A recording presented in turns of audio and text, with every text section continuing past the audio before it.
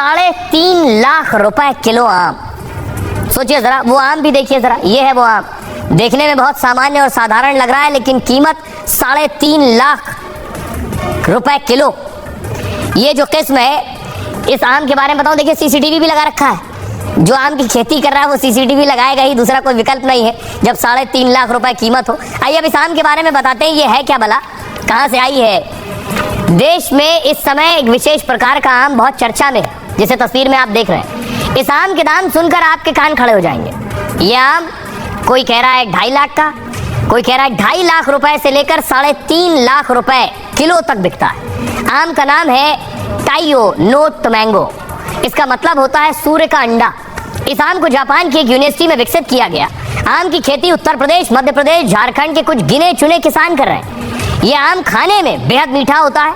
दावा है इस आम को खाने से कैंसर की बीमारी में राहत मिलती है। सहारनपुर के किसान संदीप चौधरी ने बताया कि 9 महीने पहले इस आम के 2 पौधे कोलकाता से मंगवाए थे। एक पेड़ की कीमत 7,500 रुपए थी। किसान संदीप चौधरी ने इतने महंगे आम की निगरानी के लिए विशेष सीसीटीवी कैमरे लगाए हैं। ये सीसीटीवी कैमरा 360 डिग्री घूमता है। अगर कोई बागीचे में आता है तो कैमरा आवाज करने लगता है। किसान संदीप का कहना है कि सूरत के एक कपड़ा व्यापारी ने आम खरीदने के लिए फोन किया, लेकिन किसान संदीप चौधरी इस खास आम को राष्ट्रपति द्रौपदी मुर्मू, प्रधानमंत्री नरेंद्र मोदी और सीएम योगी को ही खिलाना चाहते हैं। आइए इस दिलचस्प आम की किस्म के बाद आपको लिए चलते हैं। लगातार जो स्थिति है, बाढ़ बारिश के बारे में बताऊंगा, दिल्ली में हालात क्या है, लेकिन एक तस्वीर ये देखिए। ये जो आप तस्वीर देख रहे हैं, कुछ जवान कैसे बर्फ में फंस गए थे, महीनों बर्फ में दबे रहे, अब उनका शव निकाला गया।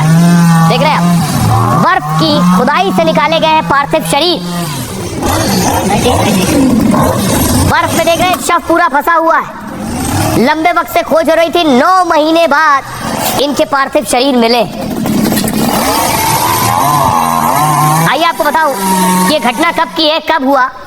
इस घटना में बहुत से जवानों को बचा लिया गया था, लेकिन बहुत से जवान नहीं मिले। बीते साल अगर आपको याद हो, अक्टूबर में लद्दाख में 38 भारतीय सैनिक हिमस्खलन में फंस गए थे, और हादसे के बाद जब अभियान चलाया गया तो कई सैनिकों को बचा लिया गया। लेकिन इस दौरान कुछ सैनिकों की उनमें से 3 सैनिक थे जिनकी कोई जानकारी नहीं मिली। ये सैनिक बर्फ के पहाड़ में दब गए थे। काफी कोशिशें भी की गई, लेकिन कोई फायदा नहीं हुआ। अब सैनिकों को ढूंढने के लिए एक बार फिर अभियान शुरू किया गया। करीब 18,000 फीट की ऊंचाई पर 9 दिनों तक खुदाई की गई।